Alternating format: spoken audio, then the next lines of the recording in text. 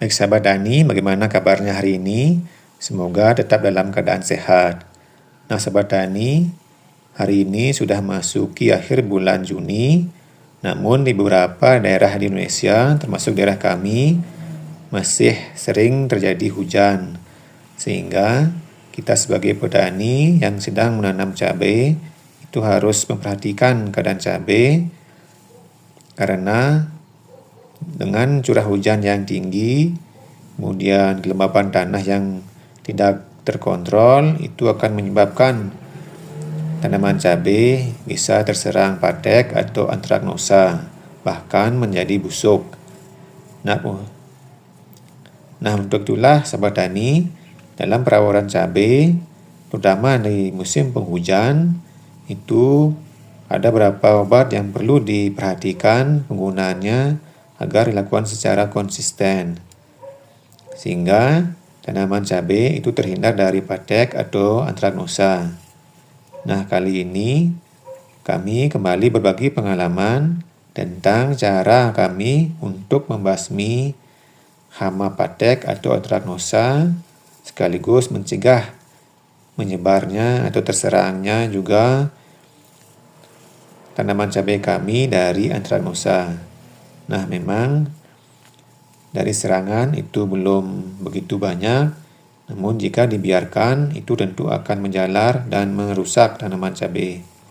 Untuk itulah sahabat tani, penyemprotan kali ini kami kembali berbagi pengalaman obat apa yang kami gunakan. Untuk itulah, yang pertama kami memperkenalkan obat seperti fungisida Kaliwa 80 WP. Ini berupa serbuk, namun sangat mudah larut dalam air dengan bahan aktif mancozeb yang berfungsi untuk mencegah dan mengatasi seperti hama patek, antraknosa, ataupun busuk. Nah, untuk dosis kami gunakan 3 sendok Kaliwa ke dalam 1 tangki sprayer. Nah, itu sudah cukup. Dan jika untuk pencegahan, boleh hanya 2 sendok makan. Baik sahabat tani, untuk insektisidanya kami menggunakan insektisida Kurakron. Nah, insektisida ini sangat unik karena baunya sangat keras yang bisa digunakan untuk mengusir hama lalat pada buah cabai. Dan untuk mengatasi dan mencegah bakteri, kami menggunakan besun. Besun ini adalah semacam bakterisida yang berfungsi untuk menetralisir bakteri yang ada pada tanaman, baik itu cabai ataupun tanaman buah lain, sehingga tidak menyerang tanaman cabai kita.